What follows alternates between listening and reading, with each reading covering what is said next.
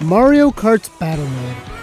It sure does. Ever since the beginning, every Mario Kart has had a battle mode. Some better than others, and others better than any. But that's what we're going to talk about today. Mario Kart 8's battle mode, you see, instead of making original battle courses, Nintendo just decided to recycle already existing racetracks and use them as battle courses.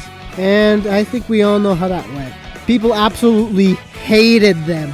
One crowd even put N64 Toad's Turnpike in G tier, which is pretty accurate. But what if the roles were reversed? Instead of turning racetracks into battle courses, we turn Mario Kart's battle courses into racetracks.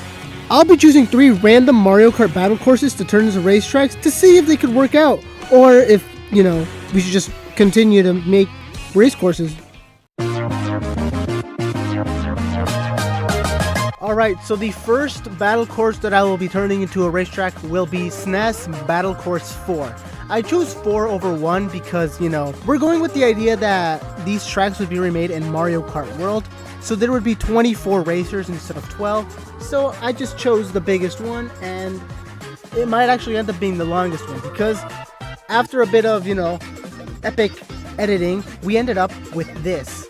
You start exactly in the middle of where you would normally start in the battle mode, but then you go up towards the red and blue section, but then take a left towards the red section. Then you kinda go near the yellow section, but then do another U-turn. You do a jump into the blue section, and then you go into the green section, where then, I don't really know if you could see it properly, but this section right here is supposed to be kind of a ramp to take you to a second floor, which then you take another leap to the yellow section. Then you turn right and go into the red section, do a couple more U-turns, and then you're back at the yellow section, then transitioning into the green station, but not for long, because then you're back to the blue section, which then you're split into 2 paths.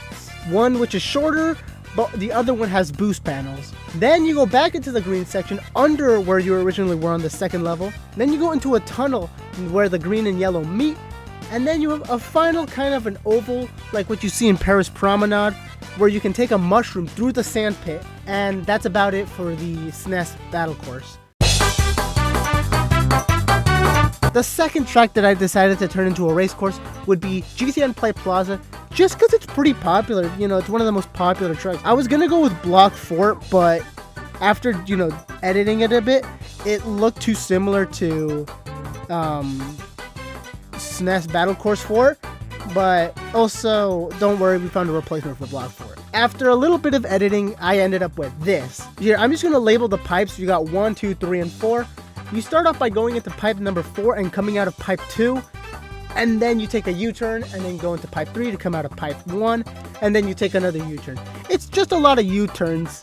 It's not that great, and I tried adding some part, the outside section, but nothing really worked out, so we just ended up with that. And for the final track, I decided to go with Wii Block Plaza.